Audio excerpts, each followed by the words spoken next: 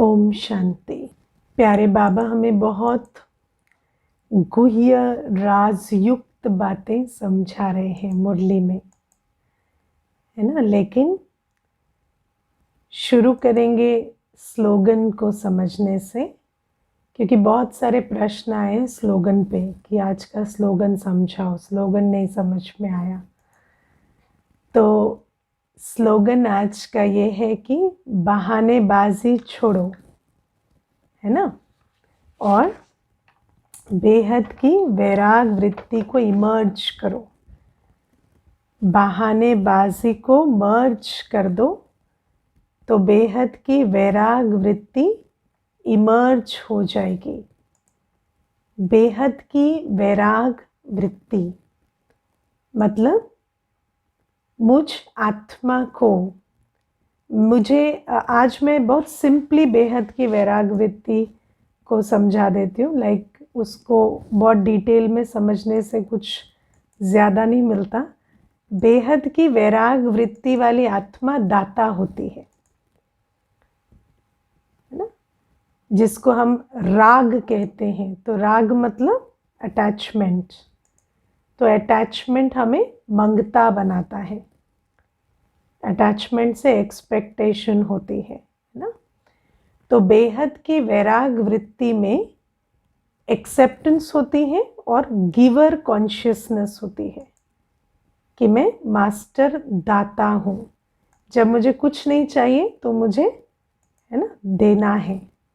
तो बेहद की वैराग वृत्ति मतलब दातापन की स्थिति। जब हम उस स्टेज में चले जाते हैं जहाँ हमें कुछ नहीं चाहिए, तो फिर हम मास्टर दाता बन जाते हैं। वहाँ हर चीज़ की एक्सेप्टेंस भी है और हर किसी को हम क्या दे सकते हैं, क्या उनको सहयोग दे सकते हैं, कैसा उनको सपोर्ट दे सकते हैं, उसकी भावना होती है। तो बाबा हमें कहते हैं बहानेबाजी को मर्ज कर दो तो बेहद की वैराग वृत्ति, जहाँ मुझे कुछ नहीं चाहिए, वो इमर्ज हो जाता है। तो आप देखो, ये जो बहानेबाजी है, बहानेबाजी क्या है? मेरी तो ये कमज़ोरी है, इसके बिना मेरा चलता नहीं है, इतना तो चाहिए ही, इसके बिना अच्छा नहीं लगता। ये सारी बातें हम अपने आप को स्वयं ही कहते हैं। और ये जो लिमिटेशंस है, ये जो तकदीर को लकीर लगाना है, वो स्वयं ही करते हैं। मुझे याद है शिवानी बहन का एक बहुत अच्छा वो आता है, कुछ 4-5 लाइनें वो लिखती है ना, तो कभी कभी उसका एक बहुत अच्छा है, उसका भावार्थ ऐसा है कि कभी भी ये नहीं कहो कि खाने के बाद मीठा तो चाहिए ही, है ना, उसके बिना मन शांत नहीं होता। या ये चीज़ अगर भोजन में ना हो या जीवन में ना हो तो चलता नहीं है, मन में अच्छा नहीं लगता। तो ये सब बहानेबाजी है। ये जो बहानेबाजी है ना, हमारा इसके बिना नहीं चलता, इतना तो चाहिए, अगर ये नहीं होता तो अच्छा नहीं लगता। तो ये सब बहानेबाजी है। इस वस्तु के बिना, इस व्यक्ति के बिना, शरीर में अगर इतना अच्छा फील ना हो तो नहीं चलता।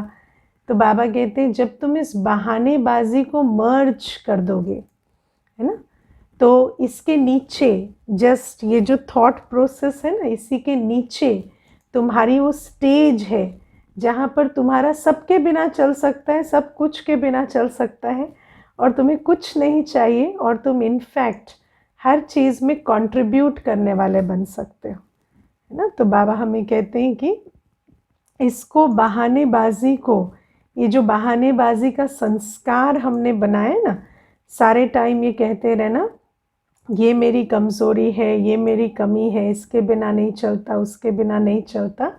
तो अपने आप को ट्राई करो। बाबा कहते हैं कि आपका सबके बिना और सब कुछ के बिना चल सकता है ना। इनफैक्ट आप तो इतने शक्तिशाली हो कि अन्यों को भी कमी की अवस्था में भरपूर बनाने वाले हो।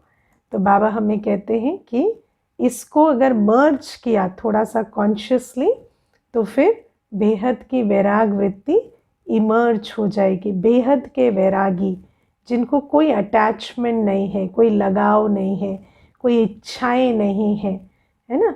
अभी अगर किसी सबको पूछूं आप में से कौन कौन है जिनको कुछ नहीं चाहिए, कोई इच्छा नहीं है, हाँ, तो कितने हाथ उठाते हैं बताओ भाई। हाँ, कौन कौन है जिनको कुछ नहीं चाहिए? हाँ, कौन कौन है जो हाथ उठाते? बहुत कम हाथ उठाते हैं ना, क्योंकि बाकी सब क्या करते हैं, बहानेबाजी करते हैं है ना, बाकी सब बहानेबाजी कर रहे हैं कि हमें तो ये चाहिए, इसके बिना नहीं होगा, उसके बिना नहीं होगा। लेकिन फैक्ट ये है कि जिसके बिना नहीं चलेगा कह रहे हो, वो अभी नहीं है और उसके बिना चल भी रहा है ना। लेकिन उसके लिए भी कहते हैं कि ये इच्छा भविष्य में पूरी नहीं हुई तो नहीं चलेगा, अभी तक भी चल रहा है, लेकिन कहेंगे कि कल पूरी होनी चाहिए। तो बाबा हमें कहते हैं ये सब बहानेबाजी मर्ज करो, ये सब अपने आप को, है ना, अपनी शक्तियों को, अपने गुणों को इमर्ज ना करने के बहाने हम बनाते हैं। और हर आत्मा को जो जो युद्ध है वो माया के साथ है। और माया क्या करती है? माया आपको अपनी उच्चता, अपनी श्रेष्ठता, अपनी भरपूरता में बिलीव नहीं करने देती, है ना। तो वो जो उच्चता, श्रेष्ठता, भरपूरता है उसको इमर्ज करो। और वो जो उच्चता, श्रेष्ठता, भरपूरता है वो ऐसी अवस्था है जहाँ संपूर्ण लगाव मुक्त स्थिति होती है, कुछ नहीं चाहिए। तो बाबा ये बात आज हमें समझा रहे हैं। और फिर जैसे कि सबने वरदान भी सुना, वरदान बहुत मीठा है, लेकिन वरदान से पहले आज कुछ और बातें करेंगे। बाबा ने आज हमें बहुत बहुत ऊंची बात कही है, जो आज बाबा अच्छी बुद्धि की बात कर रहे हैं ना। तो अच्छी बुद्धि, तीक्ष्ण बुद्धि, दिव्य बुद्धि, सालिम बुद्धि, महीन बुद्धि, है ना। बाबा बहुत तरह से बुद्धि का वर्णन करते हैं। और भगवान का नाम है बुद्धिवानों की बुद्धि, है ना। तो बाबा को कहा ही जाता है बुद्धि देने वाला, कहते हैं ना इसको सद्बुद्धि दो, सद्बुद्धि दाता, बुद्धि दाता भगवान को कहा जाता है। तो ये बुद्धि जो है इसको आज थोड़ा समझेंगे कि बाबा क्या कह रहा है, अच्छी बुद्धि क्या है। लेकिन उससे भी पहले आज बाबा हमें कह रहे हैं कि तुम देही अभिमानी बनो, आत्म अभिमानी बनो, है ना, सोल कॉन्शियस बनो। तो ये सोल कॉन्शियस क्या होता है ना। तो आप देखो कि सोल कॉन्शियस, देही अभिमानी, आत्म अभिमानी, तीनों का अर्थ एक ही है, ठीक है। तो उसका अर्थ आज हम थोड़ा सा लाइटली समझेंगे, क्योंकि बहुत सारे नए भाई बहने भी बैठे। आत्मा में सिर्फ 4 चीजें हैं, 7 गुण, मन, बुद्धि, संस्कार, राइट। 7 गुण, मन, बुद्धि, संस्कार। सोल कॉन्शियस होना मतलब ये समझना कि हमारी पूरी जीवन, पूरी संसार का आधार ये 4 चीजें। अपनी बुद्धि में इतनी क्लैरिटी हो कि चाहे वो मेरी जो लिमिटेड जीवन है या जो बेहद संसार है, इस पूरी एग्जिस्टेंस, इस पूरी दुनिया का आधार यही 4 चीजों की अवस्था है, ये 7 गुण और मन, बुद्धि, संस्कार। तो अगर मुझे मेरी जीवन में कोई परिवर्तन करना है या मुझे इस संसार को बदलना है, उसका सिर्फ एक ही विधि है, एक ही फॉर्मूला है, वो है ये 7 गुणों और मन, बुद्धि, संस्कार पर काम करना। This is basically soul consciousness ना। सोल कॉन्शियसनेस मीन्स और कुछ मैटर नहीं करता है। मैंने कई बार क्लास में बताया है, एक बार एक वीडियो आया था, मैंने उसको देखा था, बहुत अच्छा, वो जापानीज जो वो आर्ट करते हैं उसका वीडियो था। तो उसमें बहुत बड़ा एक बैम्बू का स्ट्रक्चर उन्होंने बनाया था और उस बैम्बू का इतना बड़ा हेवी स्ट्रक्चर का जो पिवट था, जो उसका फल्क्रम था, जो उसका बेस था, जो उसका आधार था, वो एक फेदर था, एक पंख। और उस वीडियो में बहुत अच्छा दिखाया गया, उनका आर्ट है वो, कि इतना बड़ा बैम्बू का स्ट्रक्चर है और वो उसमें से एक एक बैम्बू हटाते चले जा रहे हैं और स्ट्रक्चर वैसा का वैसा रह रहा है। लेकिन जैसे ही उन्होंने वो फेदर हटाया तो सारा स्ट्रक्चर कोलैप्स कर जाता है। तो है देखने में पंख, और पंख जो है कितना हल्का है ना, ठोस बैम्बू से तो बहुत सूक्ष्म है, और इमेजिन करना भी मुश्किल होता है कि ये जो ठोस स्ट्रक्चर है उसका आधार इतना सूक्ष्म होगा। लेकिन उनके आर्ट में वो दिखाते हैं कि उस ठोस स्ट्रक्चर का आधार उस सूक्ष्म पंख है।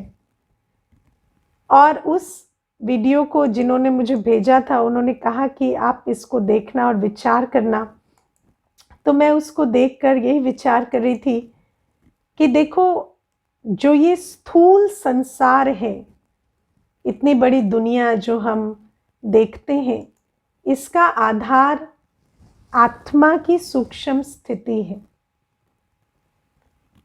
आत्मा के जो 7 गुणों की अवस्था है, जिसको हम ह्यूमन कॉन्शियसनेस कहते हैं, है ना, जो आत्मा की ज्ञान, प्योरिटी, शांति की स्थिति है, वो इस संसार की अवस्था के लिए जिम्मेवार है।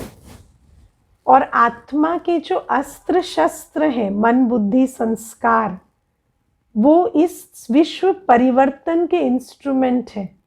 संकल्पों से सृष्टि बदलती है, बुद्धि का योग से, है ना, हमारी अवस्था बनती है। बुद्धि बल से हम संसार बदल सकते हैं। बाबा हमें बुद्धि योग सिखाते हैं संसार परिवर्तन के लिए, और हमारे दिव्य संस्कारों के इमर्ज होने से दिव्य संसार का आगमन होगा। तो ये जो छोटी सी बात है, इसको हमें बुद्धि में बिठाना होता है कि इस पूरी दुनिया की जो अवस्था है, चाहे वो मेरा हद का संसार है, चाहे बेहद का संसार है, उसका आधार बाहर नहीं है, उसका आधार यहाँ अंदर, वो जो आत्मा की सूक्ष्म स्थिति है। और सोल कॉन्शियस जब हम होते हैं तो हमें वो फलक्रम समझ में आ जाता है, और हम सारा काम, सारा फोकस, सारी एनर्जी, सारा एफर्ट कहाँ लगाते हैं? उस आत्मिक स्थिति पर लगाना शुरू कर देते हैं। और बाबा हमें कहते हैं ये जो शिफ्ट है, ये इस विश्व परिवर्तन के लिए सबसे बड़ा शिफ्ट है। तो सबसे पहले हम इस सोल कॉन्शियसनेस को समझ लें, क्योंकि हम लोग 63 जन्म बॉडी कॉन्शियसनेस में होते हैं, तो हम आत्मा की स्थिति का संसार में रिफ्लेक्शन होता है, इसको समझते नहीं हैं। अभी भी चाहे कोई 5 वर्ष से बैठते हैं, चाहे 10 वर्ष से, टोटली सोल कॉन्शियस होते हैं। टोटली अगर कहें कि आत्म अभिमानी हो गए, या समझ आता है कि मेरी पवित्रता का बल, शांति का बल, शक्ति का बल, थियोरेटिकली भी समझ में आता है, लेकिन importance of purity, importance of peaceful state, या मन बुद्धि की एक्सरसाइज से, या मन बुद्धि के सदुपयोग से हम किस प्रकार से संसार परिवर्तन कर सकते हैं, वो बात अभी भी बुद्धि में पूरी तरह से बैठती नहीं है, कॉन्शियसनेस में नहीं उतरती है ना। भले ही ज्ञान सुनते हैं, पर उतनी कॉन्शियसनेस में उतर जाए उसमें थोड़ी मेहनत लगती है। इसीलिए प्यारे बाबा हमें रोज़ इशारा देते हैं, है ना, रोज़ हमें बार बार अलर्ट कराते हैं कि बच्चे, तुम जो सारे एफर्ट्स बाहर कर रहे हो ना, वो बाहर जो है वो अंदर का रिफ्लेक्शन है ना। तुम पवित्र बनो तो सही, ज्ञान स्वरूप कर्म करो तो सही, तुम शक्तिशाली बनो तो सही, तुम बुद्धि योग मुझसे लगाओ तो सही, सब कुछ अपने आप ही बदलने लगेगा। लेकिन हम कहते हैं नहीं, इससे क्या होगा, है ना। हम कहते हैं ये अंदर की तपस्या नहीं, बाहर की मेहनत रंग लाएगी। लेकिन बाहर की मेहनत रंग नहीं लाएगी, अंदर की तपस्या रंग लाएगी। इस बात को समझने में बहुत टाइम लग जाता है, और इसीलिए ये जो सारा जो खेल है ये कॉन्शियसनेस शिफ्ट का खेल है। तो ये बाबा हमें कहते हैं।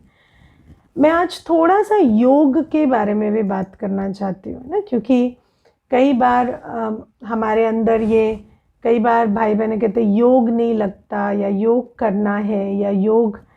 तो एक चीज़ हमें समझनी है कि योग हम आज नया नहीं कर रहे हैं, हम योग हमेशा करते हैं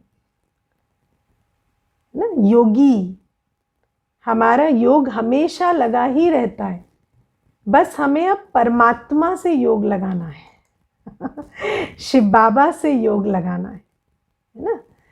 तो जब हम ये समझ जाएंगे ना कि योग तो हम लगाते हैं, हमें ऐसा लगता है कि हमने कभी योग किया नहीं है, आज कर रहे हैं, नहीं, योग हमारा सदा ही लगा रहता है वस्तु व्यक्ति वैभव से, ना। लेकिन अब हमें वस्तु व्यक्ति वैभव से निकाल के वो योग बाबा से रखना है। ये फर्क है।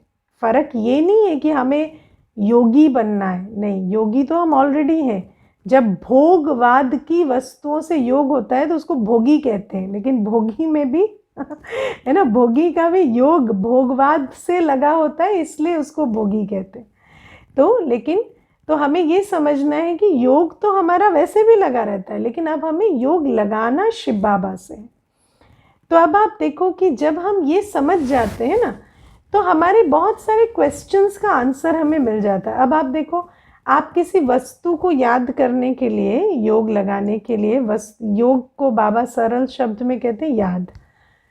आप किसी वस्तु को याद करने के लिए आप बैठते हो क्या चौकड़ी मार के और बहुत अटेंटिव होके, और आंखें खुली है या बंद है, टेंशन लेते हो? नहीं, आप उसको अंदर अंदर याद करते हो। और उस याद का आधार क्या होता है? पहचान, संबंध, प्राप्ति। पहचान, संबंध और प्राप्ति। किसी भी योग का आधार पहचान, संबंध और प्राप्ति होती है। हम इतने सारे दुख देने वाले व्यक्तियों को, वस्तुओं को, परिस्थितियों को, पास्ट की घटनाओं को याद करते हैं क्योंकि हमें उनसे कनेक्शन अनुभव हो गया है, संबंध अनुभव हो गया है। तो बाबा हमें कहते हैं योगी बनने के लिए, योगी बनने के लिए, बाबा से योग लगाने के लिए हमें कोई चौकड़ी मार के बैठने का बहुत पुरुषार्थ नहीं करना है। वो भी एक मेहनत का हिस्सा है, लेकिन जो हमारी असल मेहनत है वो है बाबा को पहचानना, बाबा से संबंध का अनुभव करना और बाबा से प्राप्ति का अनुभव करना। ठीक है, जितना जितना पहचान बढ़ती जाएगी, संबंध का अनुभव होता जाएगा और प्राप्ति का अनुभव होता जाएगा, उतना उतना योग बाबा से लगता जाएगा। अब किसी से भी अगर आपको पहचान बढ़ानी है, संबंध का अनुभव करना है, प्राप्ति का अनुभव करना है, तो क्या करना पड़ता है? उससे मिलना जुलना पड़ता है। सिंपल सी बात है ना। जितना आप कनेक्शन बनाएंगे, जितना आप मिलेंगे जुलेंगे, उतना पहचान भी बढ़ती जाएगी, संबंध का अनुभव भी बढ़ता जाएगा, प्राप्ति का अनुभव भी बढ़ता जाएगा। तो इसीलिए मुरली, जो हमारा कांटेक्ट पॉइंट है बाबा के साथ, है ना, क्योंकि मुरली ही बाबा प्रभु मिलन का रास्ता है। बाबा रोज हमसे मुरली के द्वारा मिलते हैं, बात करते हैं।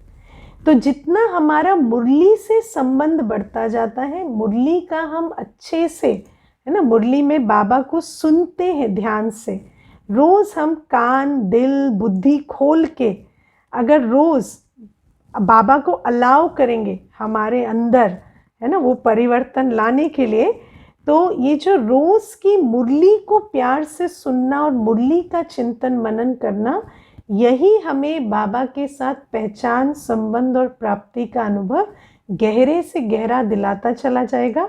और हमें योगी बनाता चला जाएगा।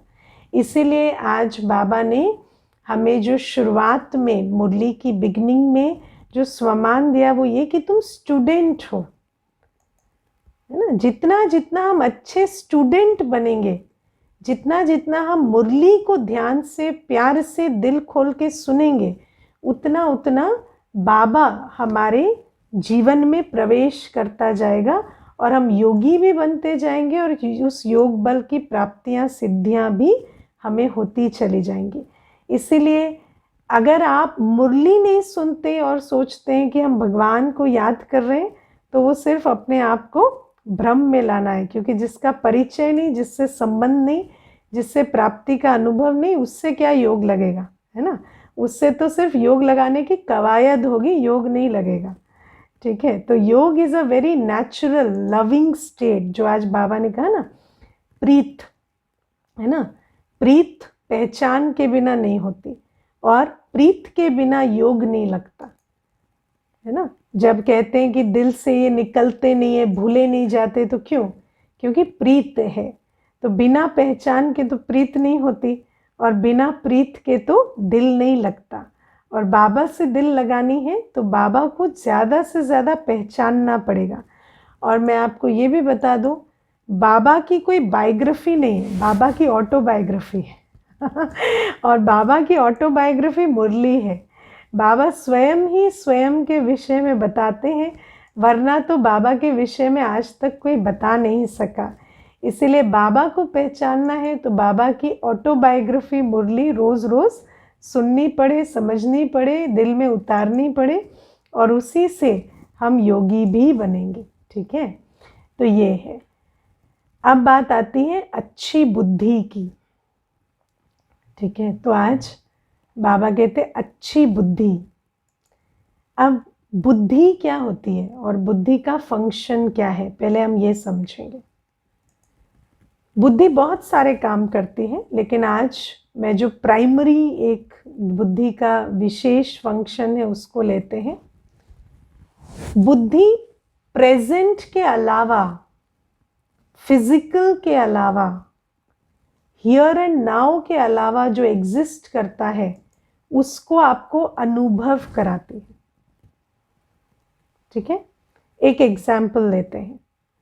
जैसे ये जो ब्लूटूथ है, ब्लूटूथ कैसे काम करता है ये आप बुद्धि से समझते हैं, है ना। कि आप देख नहीं सकते कि एक फ़ोन में कुछ चल रहा है और आपके कानों में सुनाई दे रहा है, ना कोई तार है ना कुछ है, तो आपकी बुद्धि इसको समझती है कि सूक्ष्म तरंगे हैं, वो काम कर रही है। तो जो सूक्ष्म दुनिया है, जो सूक्ष्म है, जो फिजिकल नहीं है, जो आँखों कानों से दिखाई सुनाई नहीं देता, उसको समझने में हमें बुद्धि मदद करती है ना। आप जब स्कूल जाते हैं, विज्ञान पढ़ते हैं, तो विज्ञान आपको बुद्धि से समझ में आता है ना।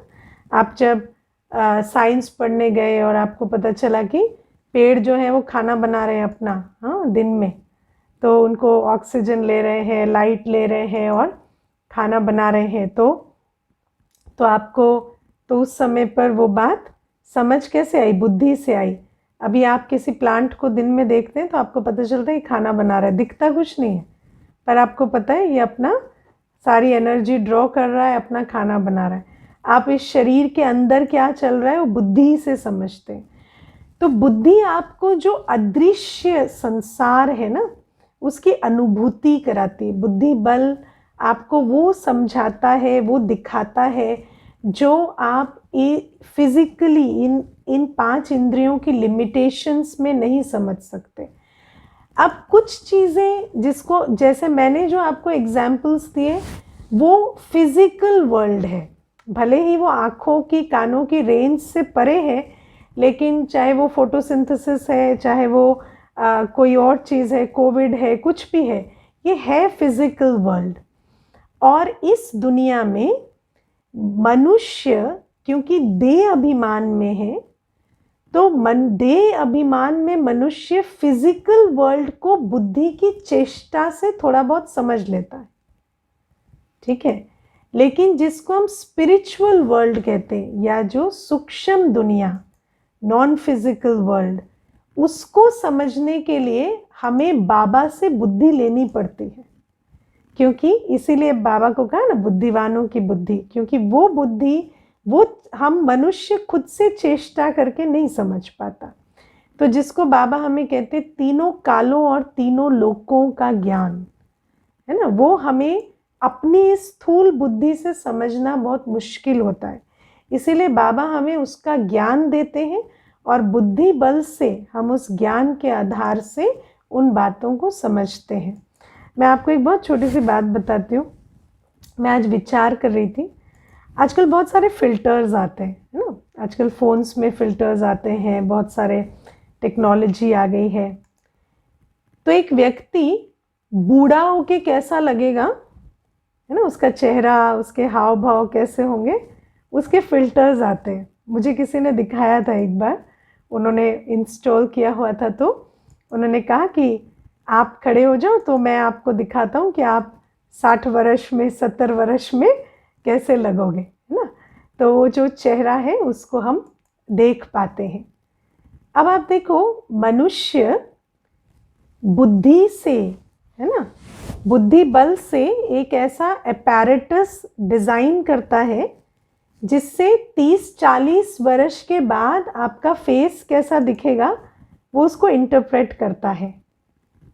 और प्यारे बाबा हमें आज मुरली में कहते हैं कि तुम आत्मा जब व्यक्त से अव्यक्त हो जाओगे तो फरिश्ता बन जाओगे, ठीक है।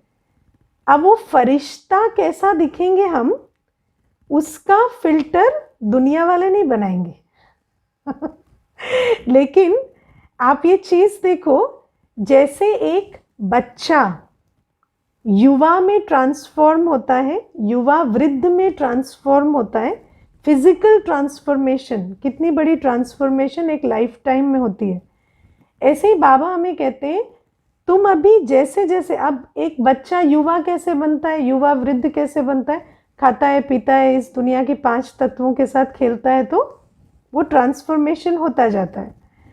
ऐसे ही बाबा कहते हैं तुम आत्मा जब मैं जो सामग्री दे रहा हूँ, है ना, जैसे इस 5 तत्वों की दुनिया में खेल के खा के तुम युवा बच्चे से युवा, युवा से वृद्ध बनते हो, ऐसे मैं जो तुम्हें पोषण दे रहा हूँ, उस पोषण से तुम जैसे जैसे पोषित होते जाओगे तो you will change, you will transform from a ब्राह्मण टू एन एंजल, है ना। तुम भी अभी कुछ वर्षों में जितना जितना ये ज्ञान, प्यार, शक्ति, पवित्रता खाते चले जाओगे ना, है ना, बुद्धि से कंज्यूम करते चले जाओगे, तो तुम्हारा एक ट्रांसफॉर्मेशन होगा। तुम ऐसे और नहीं दिखोगे, ऐसे स्थूल, तुम ऐसे लाइट माइट से भरपूर लगने लगोगे, अव्यक्त फरिश्ता बनोगे। अब आपको इसके लिए दुनिया में कोई हेल्प नहीं करेगा, आपको ये खुद ही बुद्धि में फिल्टर बनाना पड़ेगा and you have to create, है ना, कि मैं जब ज्ञान, प्यार, पवित्रता, शांति, शक्ति से भरपूर हो जाऊंगी तो मैं आत्मा कैसी लगूंगी, और मुझ आत्मा की वो जो ऑरा है वो मेरे फिजिकल फीचर्स में कैसे रिफ्लेक्ट होगी, और मेरी जो अवस्था है और मेरी जो ऑरा है वो कैसी लगेगी। तो जब आप इस चीज़ से खेलोगे, बुद्धि में बहुत खेलोगे, है ना, तो आपको एक फरिश्ता स्टेट पता चलेगी, है ना। और विज्ञान का नियम है और दुनिया का नियम है कि जो आप सोच सकते हैं वो बनता जाता है। Imagination is your preview to the future, है ना। जो आपकी कल्पना में आता है, जो आपके संकल्पों में आता है, वो सृष्टि बनती जाती है। तो बाबा हमारे संकल्पों में, बाबा देखो बुद्धि को क्या करते हैं, बुद्धि को फ्यूचर में ले जाते हैं। बुद्धि को फरिश्ता स्थिति कैसी है, देवता स्थिति कैसी है, तो बुद्धि जैसे जैसे उस फरिश्ता स्थिति, देवता स्थिति को समझती है, क्योंकि अभी आप देखो, अगर किसी को कहेंगे कि एंजल का फिल्टर बनाओ तो 2 पंख लगा देंगे, सफ़ेद ड्रेस पहना देंगे, बात खत्म, है ना। तो हमें लगता है जो दुनिया में आत्माएं हैं वो फिजिकल के बियॉन्ड नहीं जा पाती है ना। एंजल मतलब सफ़ेद ड्रेस है ना, या पंख लगे हुए हैं। साधारण राक्षस मतलब असुर मतलब क्या कि सींग है, मूछ है ना, ये असुर हो गए। देवता मतलब मुकुट है ना, सुंदर चेहरा है।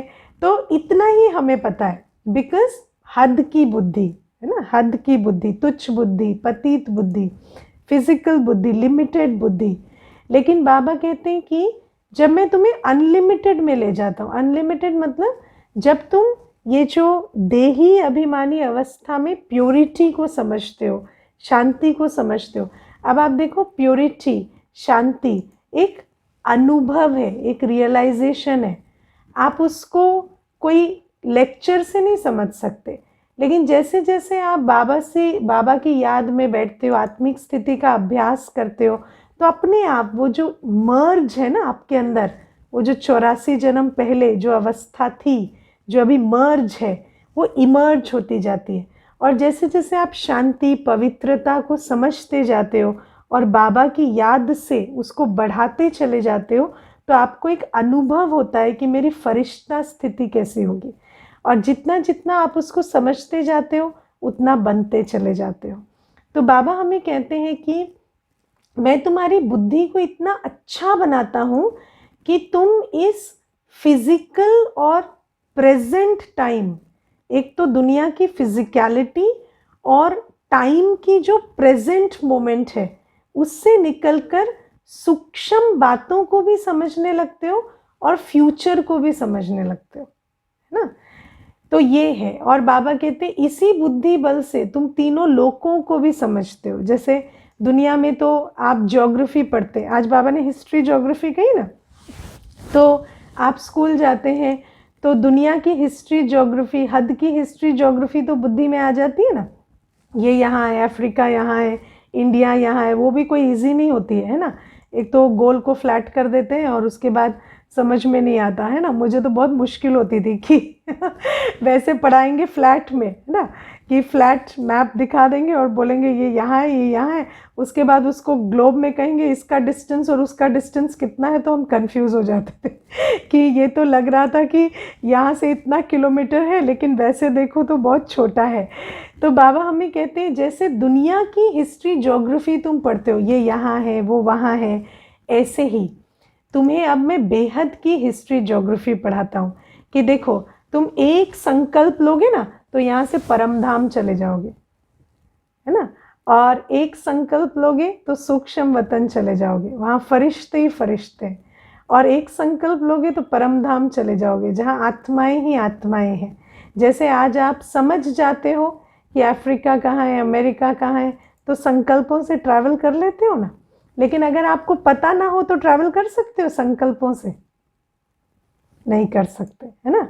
आज संकल्प से भी अमेरिका, अफ्रीका तब जाते हो जब ज्योग्राफी समझ में आ जाती है ना। तो बाबा हमें कहते हैं ऐसे ही जब बुद्धि में बैठ जाता है कि 3 लोक हैं, तो तुम अपने संकल्पों से कभी भी इन तीनों लोकों में चक्कर काट सकते हो।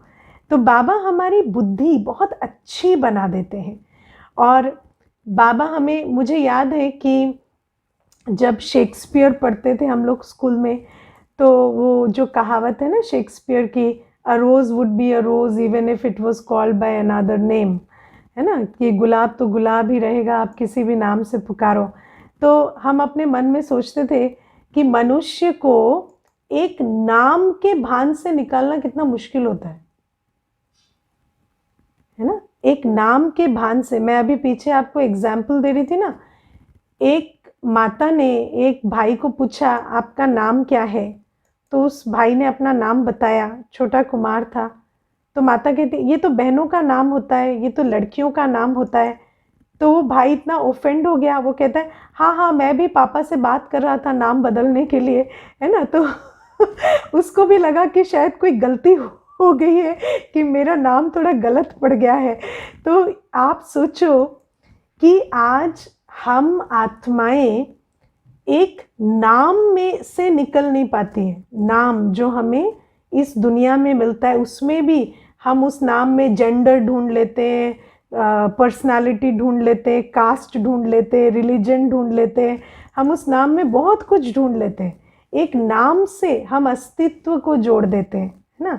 और फिर बाबा हमें कहते हैं कि लेकिन तुम तो नाम क्या, तुम तो इस बॉडी का जेंडर भी नहीं हो, तुम ना मेल हो ना फीमेल हो। तुम जिन संबंधों में अपने आप को बांध कर रखते हो, ये पति है, ये पत्नी है, ये बच्चे हैं, ये माता पिता है, ये सब आत्माएं हैं, तुम्हारा बेसिकली कोई लिमिटेशन नहीं है ना। लेकिन हम कितने बंधे रहते हैं, कितने बॉडी कॉन्शियस रहते हैं। तो बाबा हमें कहते हैं कि इतनी अच्छी बुद्धि रखो कि तुम इनके पार जा सको, है ना। मुझे याद है जब हम ज्ञान में आए तो कई लोग कहते थे ब्रह्मा कुमारीज में जाओगे ना तो भाई बहन बना देंगे। तो व्हाट इज दिस भाई बहन, भाई बहन कैसे बनाते हैं कोई किसी को है ना, भाई बहन कैसे बनाते हैं, कोई सेरेमनी होती है, क्या होता है, भाई बहन कैसे बनते हैं, है ना। तो आप सोचो कि पति पत्नी भाई बहन बन जाएंगे, कितनी बड़ी एक दुनिया में ये बात चलती है। लेकिन वास्तव में ये सब क्या है, कितनी बॉडी कॉन्शियस चीज़ है ना, कि ये पति पत्नी है, ये भाई बहन बन गए, कितना बड़ा पाप हो गया, कितनी बड़ी गलती हो गई, या यहाँ कन्वर्जन हो गया, इसका धर्म परिवर्तन हो गया। तो बाबा कहते हैं आत्मा कितने सारे चक्करों में बंधी पड़ी है। और फिर बाबा कहते हैं सोचो कि जो ब्रह्मा है, जो बेहद की माँ है सृष्टि की ना, वो मेल तन में है। जिसको तुम मात पिता कहते हो ना, तो पिता का तो शरीर ही नहीं है वो निराकार है। और जिसको तुम माँ का गायन करते हो सृष्टि में, वो वास्तव में मेल तन में है। लेकिन बाबा कहते तुम इतने बॉडी कॉन्शियस हो, तुम्हें आके पहले पहले अगर कहें ये माँ है और वो पिता तो दिखाई नहीं दे रहा, तो तुम वैसे ही इतने कंफ्यूज हो जाओगे। तो इसीलिए तुम्हें पहले पहले कहता हूँ कि ये बाबा है, ये मम्मा है, तो स्त्री चोले वाली माँ बना देते हैं और पुरुष चोले वाला पिता, तो थोड़ा इजी हो जाता है इस मोटी बुद्धि को ग्रास्प करने में। नहीं तो पहले पहले अगर यही कह दे कि ये माँ है, तो कहेंगे ये तो पुरुष है, ये माँ कैसे हो गई, है ना। लेकिन ब्रह्मा माना बेहद की माँ, उसका अर्थ ही यही है। तो बाबा हमें कहते हैं कि ये सूक्ष्म बातें मैं तुम्हें सारी समझाता हूँ। ये जो बॉडी कॉन्शियस लिमिटेशंस में तुम फंसे रहते हो, तो तुम विचार करो कि जो बेहद का पिता है उसको शरीर ही नहीं है और जो बेहद की माँ है वो वास्तव में पुरुष चोले में है। ये सृष्टि का सत्य है। और हम इतना बॉडी और जेंडर और मेल और फीमेल और पता नहीं किन किन चक्करों में पड़े रहते हैं। और फिर बाबा हमें कहते हैं कि और बुद्धि को सूक्ष्म बनाता हूँ कि यही जो आज तुम साकार में देख रहे हो, ये कल अव्यक्त फरिश्ता बन जाएगा, है ना।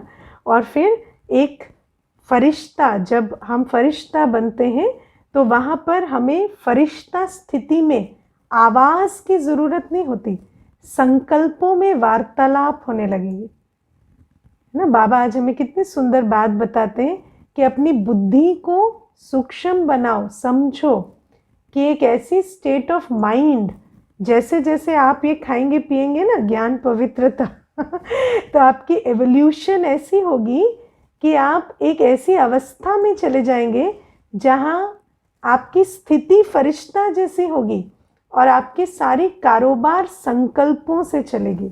आपको कोई वर्ड्स की और ज़रूरत नहीं पड़ेगी, मूवी होगी। और वहाँ पर आपको अपने दिव्य दुनिया का पूरा साक्षात्कार होगा। आपको एकदम से पता चलेगा कि मैं फरिश्ता कल देवता बनने वाला हूँ। तो वो जो देवताई स्थिति का मिलन है वो फरिश्तों की दुनिया में होगा, ठीक है ना। तो मैंने पूरी कोशिश की है जो भी समझा सकती थी। आगे आप लोग, है ना, क्योंकि वैसे भी सूक्ष्म बातों को समझने के लिए फिर सूक्ष्म बुद्धि ही चाहिए। और बुद्धि सूक्ष्म बनती है प्योरिटी से। हम जितना जितना, मैंने आपको कहा ना कि ये जो 7 गुण हैं, ज्ञान, पवित्रता, शांति, प्रेम, सुख, आनंद, शक्ति, ये जितना आप इनका सेवन करते जाएंगे उतना आपकी स्थिति बदलती चली जाएगी। और ये जो सेवन है ये निरंतर करते करते आप अपने आप ही अनुभव करने लगेंगे कि जो बातें समझ नहीं आती थी वो अब समझ आने लगी है। ओके, ओम शांति।